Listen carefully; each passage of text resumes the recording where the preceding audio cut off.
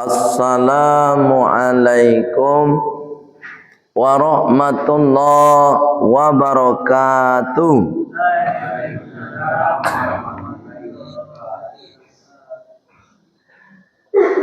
Alhamdulillahilladzi ahyana.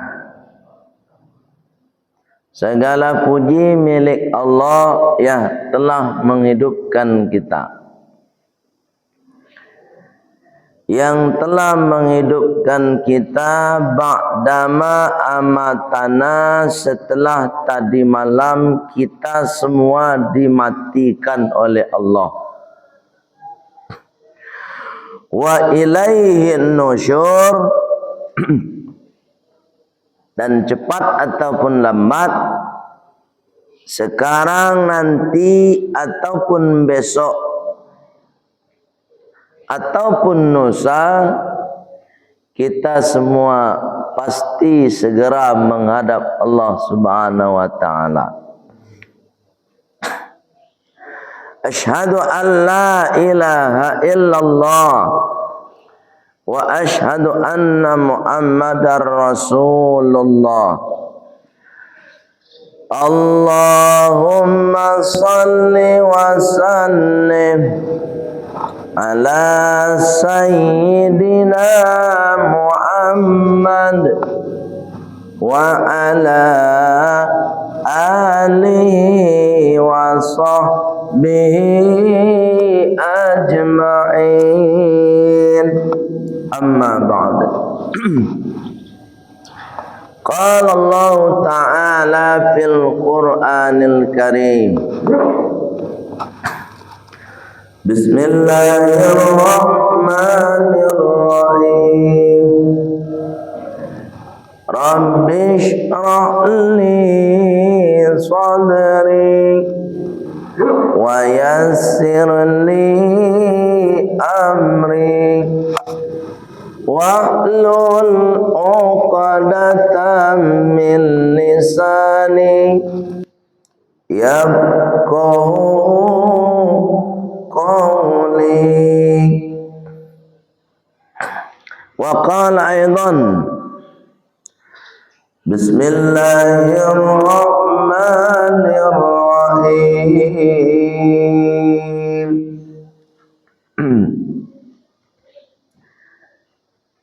Ya ayyuhalladzina amanu taqullah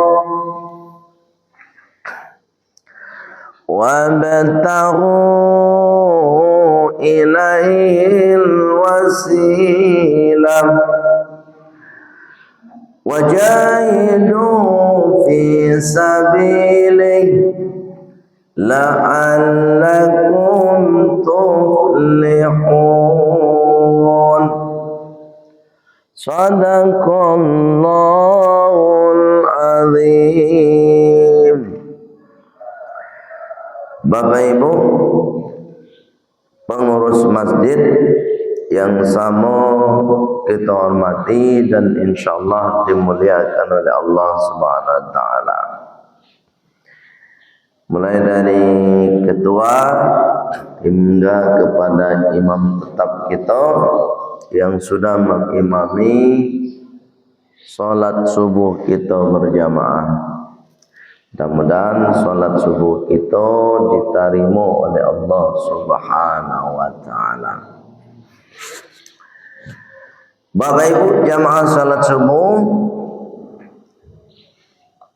yang sudah berlapang hati dan melapangkan waktunya untuk mengikuti majelis ilmu pada pagi hari ini setelah melaksanakan sholat subuh. Di sholat nan paling baik itu Bapak Ibu memang sholat subuh. Ya nak Bu? Bu, baik nak sholat subuh tu? Baik. Padahal kalau dihitung rakaat Bu cuma 2 rakaat. Zuhur berapa rakaat? 4, asar 4, maghrib 4, 3. Ibu empek lah kata ibunya.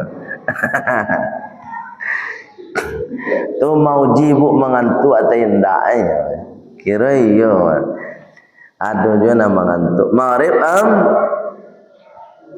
3. Isya baru subuh 2. Tapi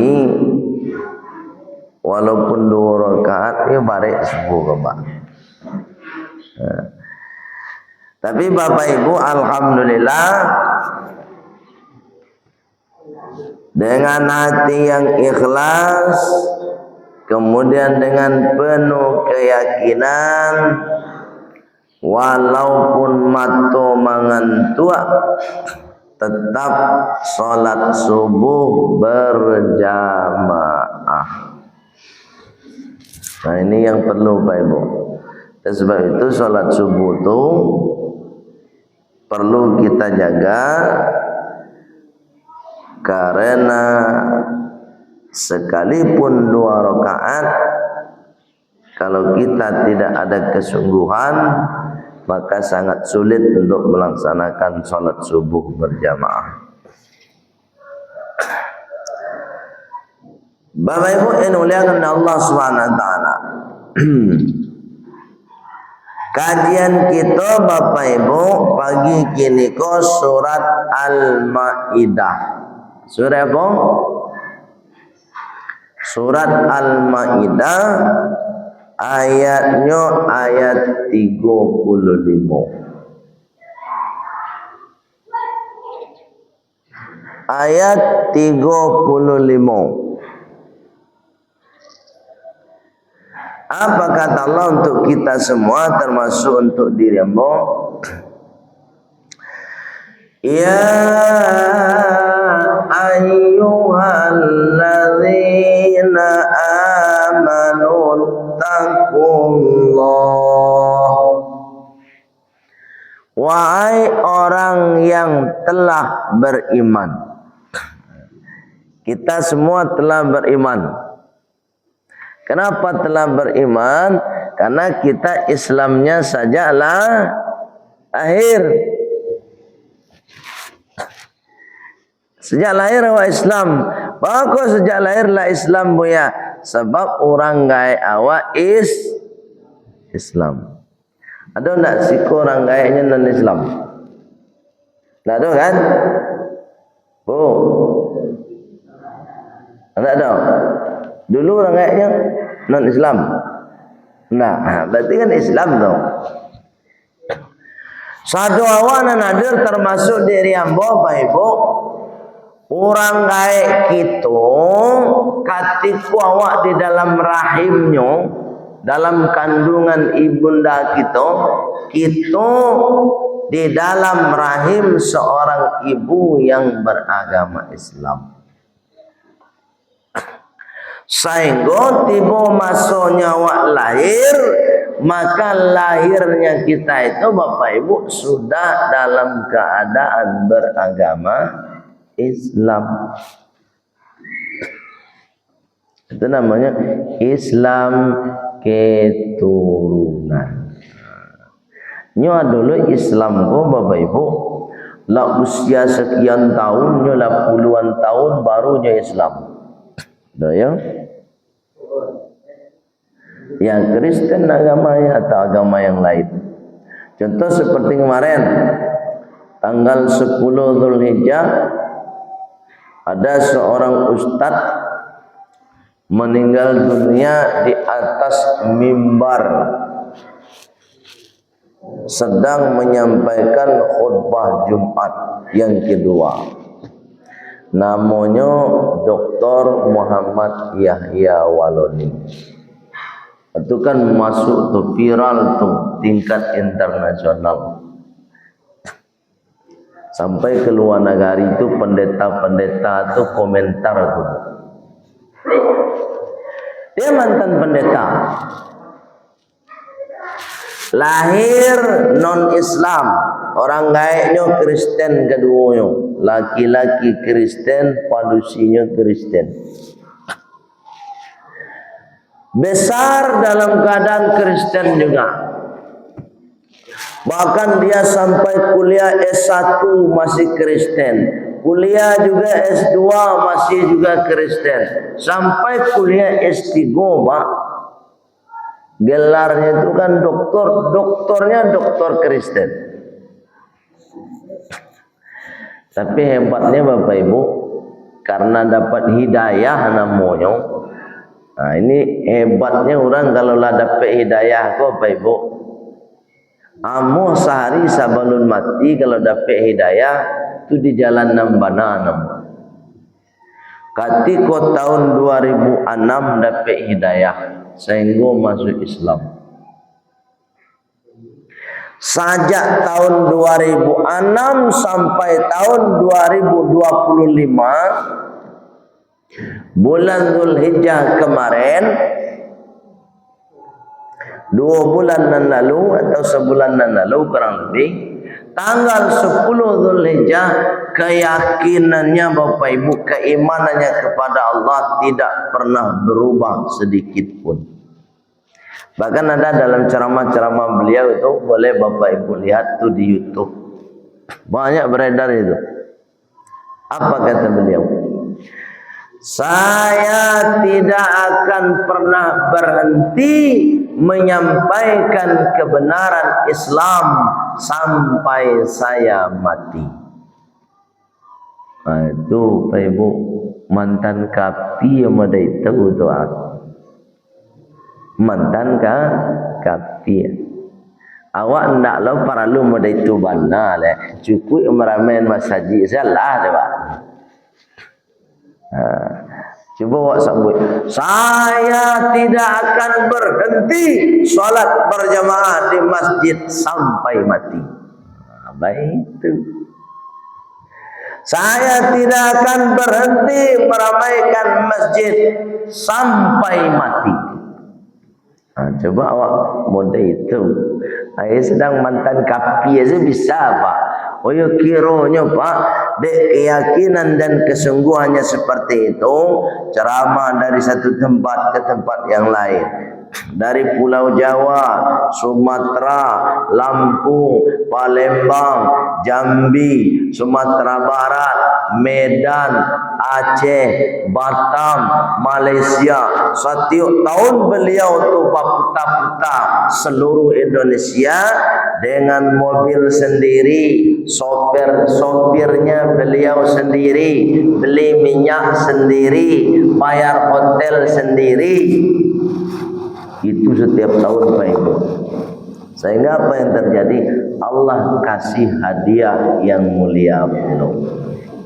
Hadiahnya Pak, meninggalnya pada tanggal 10 Zulhijjah, harinya hari Jumat, sedang menyampaikan khutbah Jumat, dan ketika sedang berwudu. Iyalah, kalau orang sedang khutbah pasti wudu Pak. Tak mungkin tak bau dua ada. Berarti Bapak Ibu, kalau beliau meninggal sedang berwudu sampai kiamat wudunya enggak batal. Itu berarti keadaannya Bapak Ibu ketika itu dia meninggal dalam keadaan suci. Inilah yang disebut dengan husnul khotimah. Awak bisu entah di mana sampai awak meninggal. Allah. Dan itu Bapak Ibu satu-satunya di dunia Bapak Ibu. Satu-satunya di dunia, mulai dari masa Rasulullah sampai tahun 2025, seorang mantan pendeta meninggal dunianya di atas mimbar Jumat sedang menyampaikan khutbah Jumat. Satu-satunya di dunia, belum ada duanya.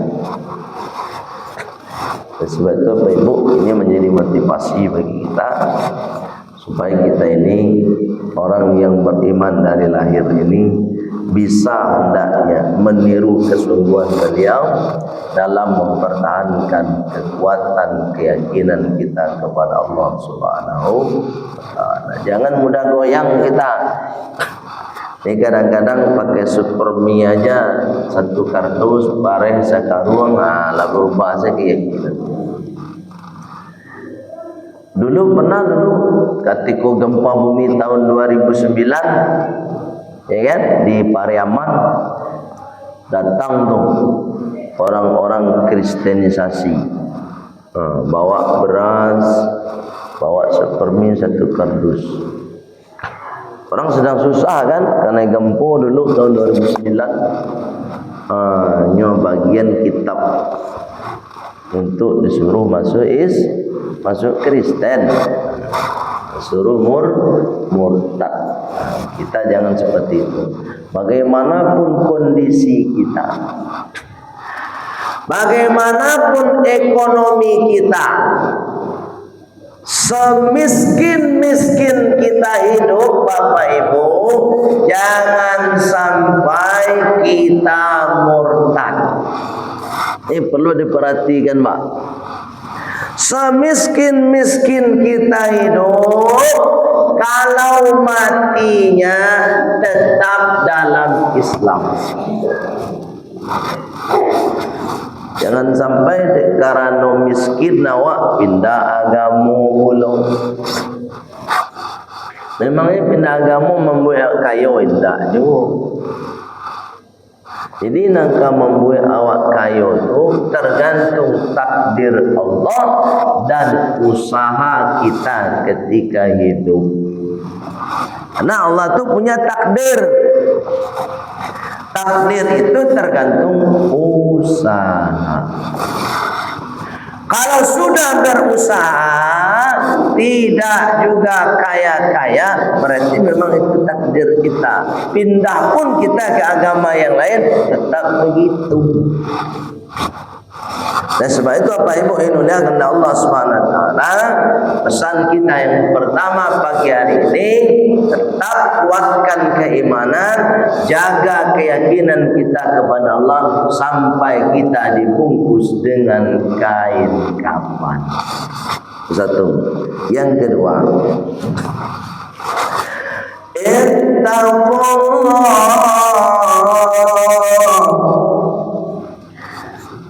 dan takutlah kepada Allah. Jadi Bapak Ibu, dalam hidup ini kita menjalani kehidupan kita ini Bapak Ibu, dan rasa takut itu tetap harus ada dalam diri awak. Kalau awak hidup tidak ada rasa takut le Bapak Ibu, mangko perbuatan awak, tindakan awak tu akad awak salah. Jadi kalau ada rasa takut, insyaAllah ada kendalinya. Contoh, Bapak Ibu naik Honda di jalan raya, takut sama polisi. Kalau takut sama polisi ditilang nanti, mangko Bapak Ibu pasti persiapkan dari rumah, pakai helm, siapkan SIM puluh. Kenapa? Karena ada rasa takut kepada polisi. Kalau sama Allah Bapak Ibu, kalau awak takut kepada Allah itu Bapak Ibu, cukup mempersiapkan hati untuk mendekat kepada Allah.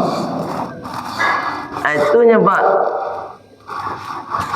Persiapkan hati awak, persiapkan niat hati kita untuk senantiasa mendekatkan diri kepada Allah. Buktinya buya kalau awak dekat jo Allah. Ada buktinya Bapak. Katiku diimbau di Allah, awak segera memenuhi himbauan itu. Atau misalnya solat 5 waktu. Allahu Akbar, Allahu azan tu kan himbauan tu, panggilan. Ketikut padanga dewa panggilan tu bang. Kalau awak rasa takbir awak doa kepada Allah sesibuk apapun kita. Karajo ko menanggung mabuya. Awak sedang masak gulai kalio kemuya menanggung lo. Kalau inyo ada rasa takut kepada Allah Bapak Ibu, walaupun inyo sedang masak, maka masakannya inyo matian. Ada takut tu mak. Boleh karajo. Nama ke karajo sia. Di kantu awak bakarajo dan magi karajo tu Allah. Ni Bapak Ibu kan ada tanam di rumah, di belakang rumah diagi tanaman, adonan tanam lado, adonan tanam tarung, adonan tanam tomat. Bapak Ibu, tanaman-tanaman yang awak tanam di tanah itu tidak bisa tumbuh kalau tidak atas izin Allah. Begitu. Termasuk Bapak Ibu yang punya sawah, tanam padi di sawah, semua itu atas izin Allah. Sebagai bentuk kita ada rasa takut kepada Allah ketika kita sedang bercocok tanam, terdengar azan, terdengar panggilan Allah, maka tinggalkan sejenak semua aktivitas tadi. Itu rasa takut itu.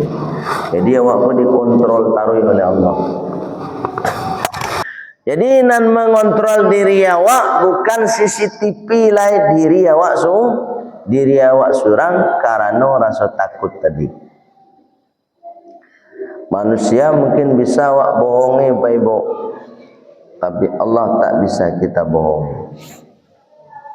Kok kamangicu awak manusia bisa dikicuan, tapi Allah tak bisa dikicuan. Itu yang rasa takut tadi. Sehingga di masa saja awak ndak kabaduto, di masa saja awak ndak kamangicu. Itu pesan yang kedua. Bapak Ibu, tanamkan rasa takut kepada Allah, karena rasa takut akan mengendalikan diri kita dalam berbuat. Yang ketiga, apa pesan Allah Subhanahu wa taala? Wa bataghu ilaihil wasilah. Carilah perantara untuk dekat kepada Allah. Jadi kalau awak kadake jo Allah tu ada perantara Pak. Tak langsung dake saja Pak. Ada perantaranya. Apa perantara awak dake jo Allah ya? Di antaranya Bapak Ibu, sebagai perantara Bapak Ibu bisa dekat dengan Allah, kalau ada majelis taklim, kalau ada kajian-kajian, baik kajian malam, baik kajian subuh, baik kajian siang, malam dan sore, awak hadiri kajian itu. Itu perantaranya Pak.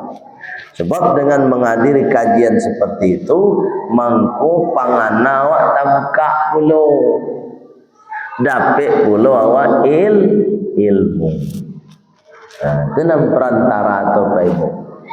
Jadi sia saja guru-guru awak nanti bo kamari berceramah menyampaikan ilmunya kepada kita, awak hadiri Bapak Ibu, awak dengar. Supaya apa? Supaya menjadi perantara kita dekat kepada Allah Subhanahu wa taala. Selain itu ada nak buya? Ada. Apa tuh?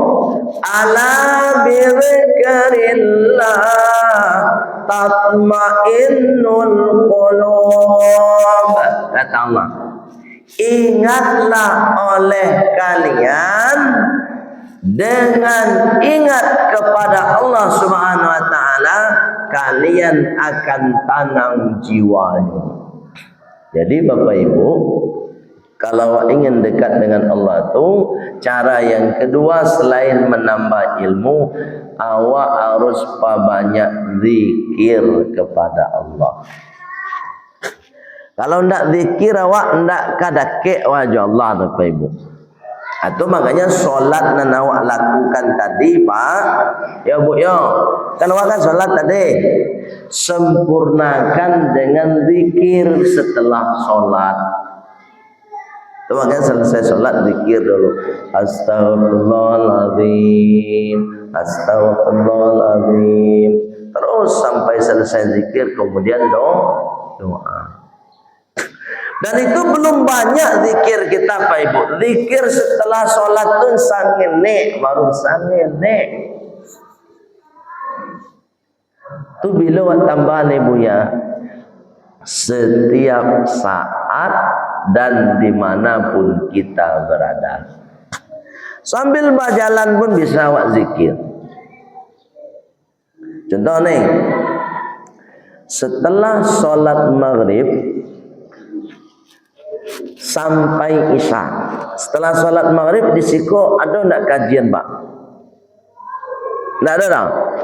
Ini biasanya Pak Ibu, di masa saja lah barado, di masa saja masaji. Kebanyakan Bapak Ibu setelah sholat maghrib, kalau tidak ada kajian, orang pulang atau menunggu di masaji. Bu, pulang atau di masaji? Pulang. Jadi dari waktu maghrib, selesai sholat maghrib sampai isya, berarti masaji kosong. Iya nak? Kecuali ada anak mengaji ikut mak. Kalau tidak ada anak mengaji mak kosong masaji kok. Beko pas waktu isya baru nyom balik lagi. Itu pun kok nyom balik Pak. Apa kasih Bapak Ibu? Kalau tidak ada kajian setelah maghrib sampai isya, mangalo awak pulang ke rumah. Awak gunakan waktu maghrib sampai isya tadi untuk mendekatkan diri kepada Allah. Ma'a caranya Bu ya, banyak zikir.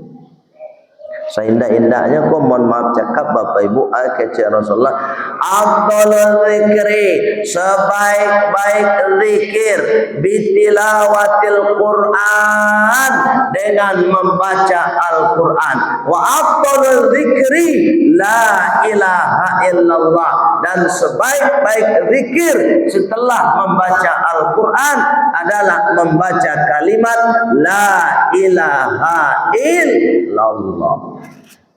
Jadi sebaik-baik waktu maghrib isya tadi Pak Ibu, supaya kita dekat dengan Allah, panggunaan untuk baca Quran.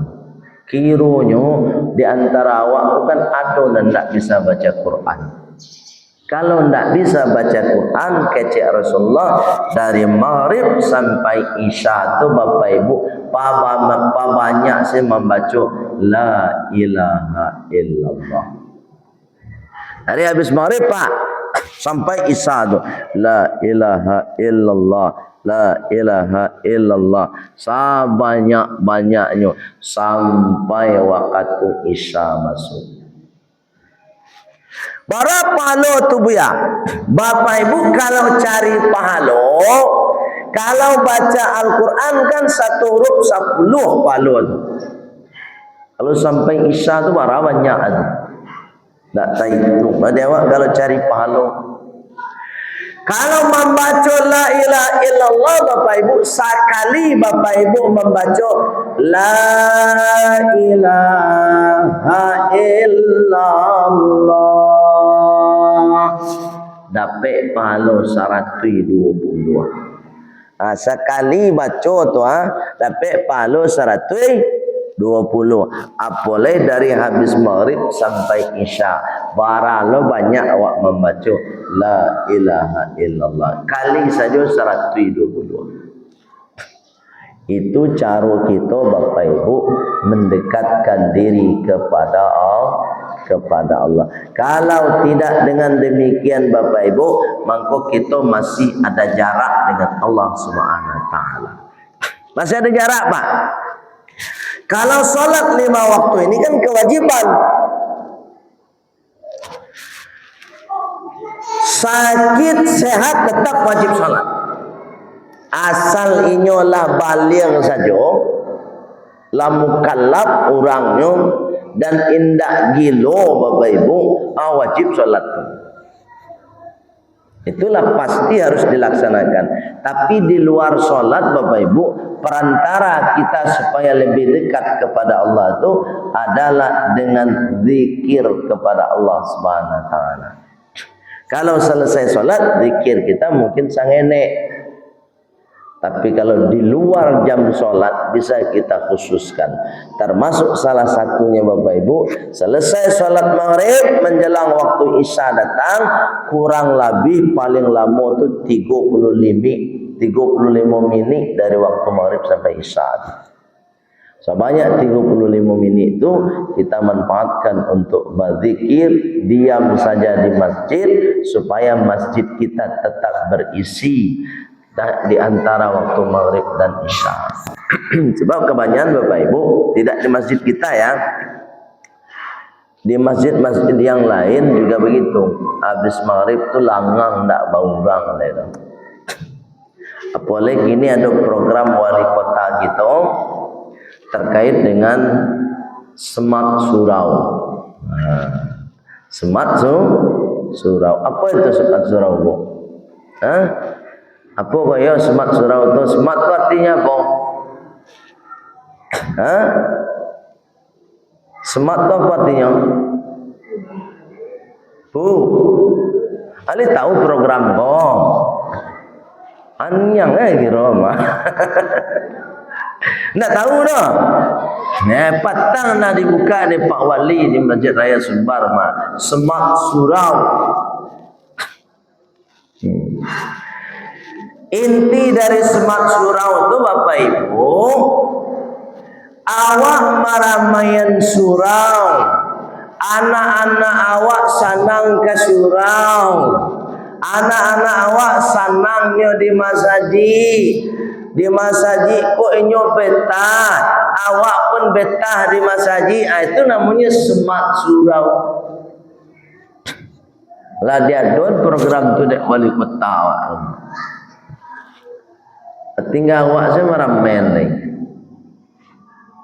Pak Ibu yang muliakan Allah Subhanahu wa taala. Atau makanya kini dipasanglah dari sebagian masjid-masjid dan ada tiap kelurahan kalau tidak salah itu ada diagi wifi gratis. Kan lah ada. Ya masjid wala dapet tu. Sawananya wifi gratis itu kan banyak manfaatnya. Tapi kadang-kadang anak-anak awal salah guna lainnya ke masjid membangun wifi ko mampu, ya kan? Tapi ketika azannya berulang, nanti makasih dek pemerintah kan, iyo bangunlah pakailah wifi ko, duduk-duduklah di masjid, ko nak masalah do, sambil nyo menjaga masjid awak. Tapi beko ketika azan baranti awak solat awak berjamaah. Itu. Tapi insyaallah ada rencana-rencana berikutnya dari Pemko kita terkait dengan semat surau ini. Nanti anak-anak awak akan diambil absen. Pakai digital. Itu rencananya, mudah-mudahan terlaksana dengan baik. Beko anak-anak orang tua nan dapat bantuan dana ini dan itu lah, tu harus ikutnya ke masjid solat isi absen. Kalau ndak ada buktinya solat berjamaah absen diisi, insyaallah untuk berikutnya ndak ada bantuan tu lain. Sailah. Ramadan awak lain. Ku bantuan diterima ke masjid indah. Lah dong berhitung banyak. Bantuan terimanya Pak. Bantuan sekolah diterima. Tapi ke Mas Haji indah. Nah, mudah-mudahan ini program ini berjalan dengan baik supaya nan narimu bantu ke Mas Haji lah. Yang bantu saya diterima solat benar. Baik Ibu yang muliakan Allah Subhanahu wa taala. Ini salah satu program yang juga akan membuat kita dan anak-anak kita lebih dekat kepada Allah Subhanahu wa taala. Tapi apapun programnya, kalau tidak ada wajahidu fi sabilih, bersungguh-sungguh kita dalam melaksanakannya, maka tidak akan bisa terjadi. Jadi semuanya itu tergantung pada diri kita masing-masing. Sungguh-sungguh enggak. Bapak Ibu ingin mendekatkan diri kepada Allah melalui zikir habis maghrib sampai isya. Kalau tak ada kesungguhan, maka itu pun tidak akan terlaksana. Ya nak Pak? Cubalah nak percaya. Bu, Ibu, habis maghrib beko kan ada zikir awak dari maghrib sampai isya. Dia tidak ada wirid di masjid ko, supaya lebih dekat kepada Allah. Kalau tidak ada kesungguhan dari Bapak Ibu melaksanakan itu untuk zikir menjelang isya datang atau membaca Al-Quran menjelang isya masuk, maka itu pun tidak akan pernah terlaksana. Singkatnya Bapak Ibu, semua perintah Allah, semua yang diajarkan oleh Rasulullah SAW untuk membuat kita dekat kepada Allah, kalau tidak ada kesungguhan dari hati kita untuk melaksanakannya, maka tidak akan terlaksana dengan baik. Jadi semuanya diserahkan kepada kita. Kalau kesungguhan itu ada dalam diri kita, apa kata Allah Subhanahu wa taala? La'allakum tuflihun, maka kalian akan mendapatkan kesuksesan, kebahagiaan. Jadi kalau mau sukses, pangkalnya sungguh-sungguh. Mau bahagia dunia, mau bahagia akhirat, pangkalnya sungguh-sungguh. Siapa yang bersungguh-sungguh, maka dia akan mendapatkan apa yang dia cita-citakan. Buya, saya mau bahagia di dunia, sungguh-sungguh cari dunianya. Buya, saya mau bahagia di akhirat besok Buya, masuk surga awak hendaknya Buya setelah aku meninggal dunia. Di dalam kubur pun aku senang hendaknya Buya, kubur aku tarang salju. Bacaranya Buya, sungguh-sungguh. Pak Ibu yang muliakan Allah Subhanahu wa taala, dalam kehidupan kita sungguh-sungguh menjadi pondasi utama untuk mencapai segala sesuatu yang kita inginkan. Demikian saja Bapak Ibu. Ada pertanyaan? Ibu tanya apa? Enggak. Itu awak nan indak-indak tu nang katuju dawak. Salah saya sekali. Berarti Pak Ibu lah paham. Pak Ibu itu saja kira-kira Pak Ibu dan dapat yang mau sampaikan. Mohon maaf Bapak Ibu kalau ada salah kata, salah cara dalam penyampaian, sebab nan salah itu datangnya dari ambo pribadi. Kalau ada nambah Bapak Ibu, apa yang mau sampaikan tadi atas bimbingan hidayah Allah Subhanahu wa taala. Untuk sempurnanya kajian kita dan mendapatkan berkah dari majelis ilmu kita, mari kita tutup dengan doa penutup majelis. Subhanakallahumma wa bihamdika asyhadu an la ilaha illa anta astaghfiruka wa atubu ilaik walhamdulillahi rabbil alamin. Wassalamualaikum warahmatullahi wabarakatuh.